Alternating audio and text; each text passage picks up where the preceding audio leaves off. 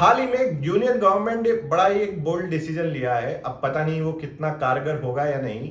उन्होंने जितने भी कंट्री में फर्टिलाइजर्स बेचे जाते हैं जो किसान यूज करते हैं अपनी फसल को न्यूट्रिशन देने के लिए, उनको एक अंडर कॉमन ब्रांड नेम बेचा जाएगा जिसका नाम रहेगा भारत यूरिया और भारत डीएपी। अब ये क्यों लिया गया है डिसीजन? तो ये बोला जाता है कि एक तो वो चाहते हैं कि जो फर्टिलाइजर्स के ऊपर जो सब्सिडी दी जा रही है उसको कंट्रोल करना है, और जो सप्लाई चेन है इन फर्टिलाइजर्स की उसको स्ट्रीमलाइन करना है, ऑप्टिमाइज करना है फॉर बेटर प्रोडक्टिविटी। अब इन गाइडलाइंस के अंतर्गत क्या होगा, जो आपका फर्टिलाइजर्स का जो सैक होता है, बेसिकली जो कट्टा जिसको बोलते हैं, उस पे 2/3 पोर्शन पे आपका भारत यूरिया का ब्रांड नेम रहेगा, और नीचे का जो पोर्शन है उसमें जो मैन्युफैक्चरर है उसका लोगो, नाम, एड्रेस वगैरह डिटेल्स उसकी जो रहती है वो डाली जाएंगी, और इस चीज को पैन इंडिया लेवल पे किया जाएगा। तो अब आप सोचेंगे गवर्नमेंट इस तरह की स्ट्रैटेजी क्यों अपना रही है, कि क्या फायदा ही होगा एक ब्रांड नेम करने से, और क्या इससे एक्चुअली में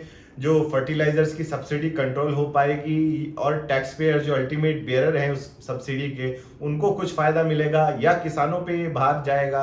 ये सारी चर्चा करेंगे इस पॉडकास्ट में। My name is captain Shashank and you are watching the captain's podcast. और अगर आपने चैनल को सब्सक्राइब नहीं किया है तो जरूर सब्सक्राइब करें। हम हर हफ्ते ऐसी ही वीडियोस आपके लिए लेके आते हैं जिससे आपकी नॉलेज और अवेयरनेस बढ़े।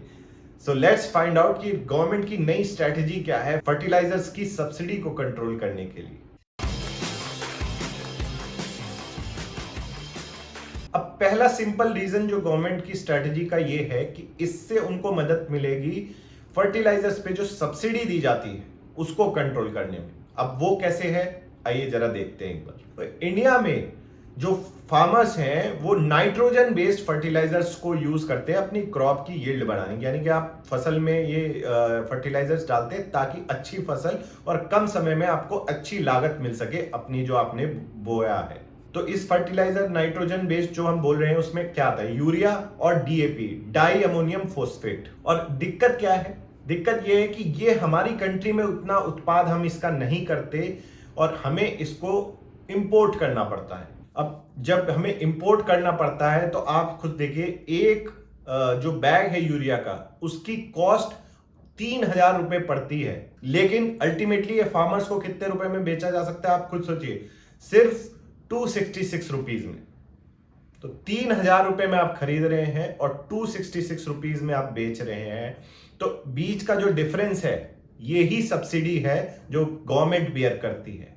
80 to 90% कॉस्ट गवर्नमेंट बियर करती है। और इतना ही नहीं, खाली ये कॉस्ट नहीं, गवर्नमेंट ट्रांसपोर्टेशन की कॉस्ट तक बियर करती है ताकि किसानों तक सस्ते दामों में ये फर्टिलाइजर्स पहुंच सके। तो इससे होता क्या है कि कोई मैन्युफैक्चरर अगर कितनी दूर भी ट्रांसपोर्ट कर रहा है उसका जो डिफरेंस आएगा कॉस्ट में वो भी गवर्नमेंट बियर करती है। अब इससे क्या होता है, मान लीजिए मैन्युफैक्चरर है महाराष्ट्र में और वहां से वो जो बैग फर्टिलाइजर्स का मैन्युफैक्चर हुआ वो पहुंचता है वेस्ट बंगाल, तो जितना हायर ट्रांसपोर्टेशन की कॉस्ट आती है वो भी गवर्नमेंट को बियर करनी पड़ती है। बट अगर कहीं ऐसा हो जाए कि जो महाराष्ट्र से वेस्ट बंगाल ना जाए, वेस्ट बंगाल में ही मैन्युफैक्चर हो जाए, तो ट्रांसपोर्टेशन की सोचिए कितनी कॉस्ट बच जाएगी। और ऐसा ही कुछ गवर्नमेंट के एक फर्टिलाइजर कंट्रोल मूवमेंट ऑर्डर 1973 के तहत जो डिपार्टमेंट ऑफ फर्टिलाइजर है उनकी ये प्लानिंग रहती है सप्लाई चेन की कि बहुत ऑप्टिमाइज तरीके से ज्यादा दूर ट्रेवल ना करना पड़े, मैन्युफैक्चरर्स के जो मार्केटिंग जोन अलॉट किए गए हैं उसी में वो बेच सके, और जितनी भी सप्लाई चेन है वो ऑप्टिमाइज इस तरीके से हो कि ट्रांसपोर्टेशन में मिनिमम खर्चा बेयर करना पड़े गवर्नमेंट को। और उनके चार्टर ऑफ ड्यूटी में ये भी रहता है कि प्लांट, जो मैन्युफैक्चरिंग प्लांट है और जो फर्टिलाइजर सेलिंग आउटलेट है उसमें लीड टाइम, जो बीच का डिस्टेंस है वो कम से कम हो, और हर स्टेट के पास एडुकेट सप्लाई रहे थ्रू आउट द ईयर। लेकिन इतनी रेस्ट्रिक्शन होने के बावजूद बहुत ज्यादा ट्रांसपोर्टेशन कॉस्ट बियर करनी पड़ती है गवर्नमेंट को। रीजन क्या है कि कुछ जो जैसे फार्मर्स होते हैं वो इस ब्रांड नेम से बहुत इफेक्ट हो जाते हैं, मतलब एक पर्टिकुलर ब्रांड नेम उनको पसंद आ गया, उन्होंने यूज किया है, उनका इफेक्टिवनेस उनको लगी, तो वो उसी को खरीदेंगे। अब चाहे वो मैन्युफैक्चरर 700 750 किलोमीटर कहीं दूर होता हो, तो और उसकी जो हायर कॉस्ट है उन्हें तो बेयर करनी नहीं पड़ रही, वो गवर्नमेंट बेयर करती है, तो वो उसी को खरीदते।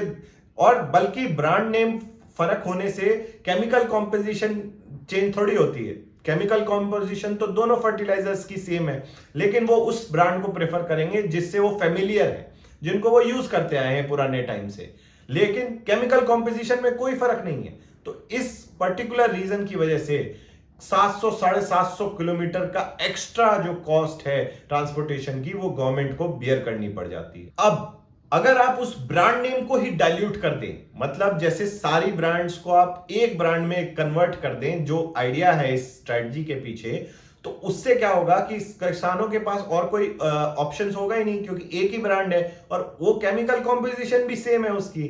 तो इससे क्या होगा, ऑफिशियल्स के मुताबिक जो 750 किलोमीटर का डिस्टेंस था वो कम होके 200-250 किलोमीटर पे ही आ जाएगा। यानी कि आप सप्लाई चेन इस तरह से ऑप्टिमाइज कर देंगे कि मैन्युफैक्चरिंग प्लांट से जो फर्टिलाइजर आउटलेट है उसके बीच का डिस्टेंस काफी कम हो जाए, और लोग जो फार्मर्स है उसी पर्टिकुलर ब्रांड, क्योंकि वो एक ही ब्रांड अवेलेबल है तो उसमें कोई डिफरेंशिएशन नहीं रहेगा, और उसी को प्रेफर करने लग जाएंगे, और साथ ही साथ जो सब्सिडी है ट्रांसपोर्टेशन कॉस्ट की वजह से कम हो जाएगी। तो ये तो एक बहुत ही कंपेलिंग रीजन है इस चीज को इंप्लीमेंट करने के लिए, लेकिन हर कोई इस रीजन से संतुष्ट नहीं है। जो 2 लाख करोड़ की फर्टिलाइजर सब्सिडी जो गवर्नमेंट बियर करती है, उसमें से ट्रांसपोर्टेशन की कॉस्ट जो है वो सिर्फ 6000 से 9000 करोड़ होती है।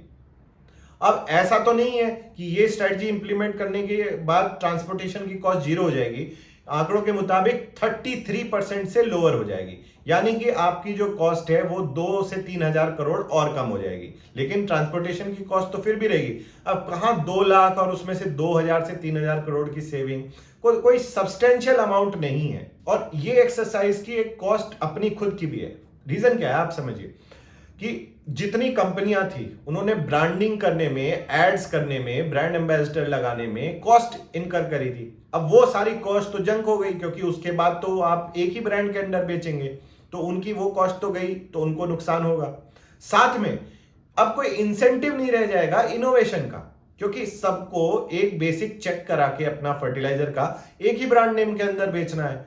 तो जो पहले इंसेंटिव था कि मेरी ब्रांड अलग है, मेरा बेटर यूरिया है, वो चीज यहां पे कहीं ना कहीं खत्म हो जाएगी, तो इनोवेशन कैसे होगा फिर। एंड एक रीजन ऑपोजिशन का इसमें यह भी है, क्योंकि इन्होंने देखिए कितनी चालाकी से स्कीम का नाम रखा है प्रधानमंत्री जनुवारक परियोजना।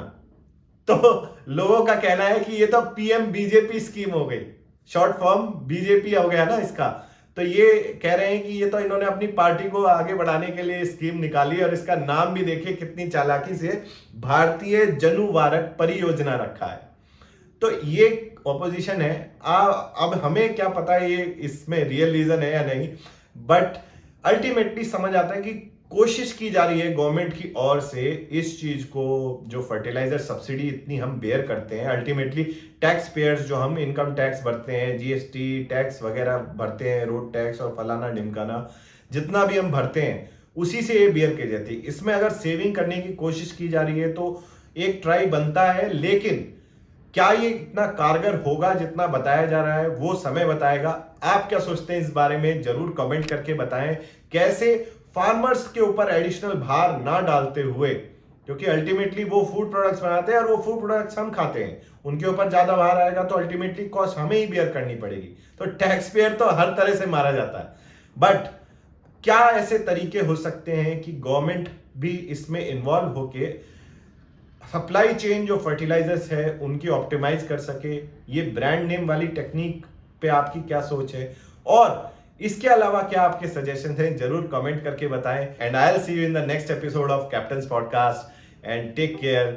जय हिंद।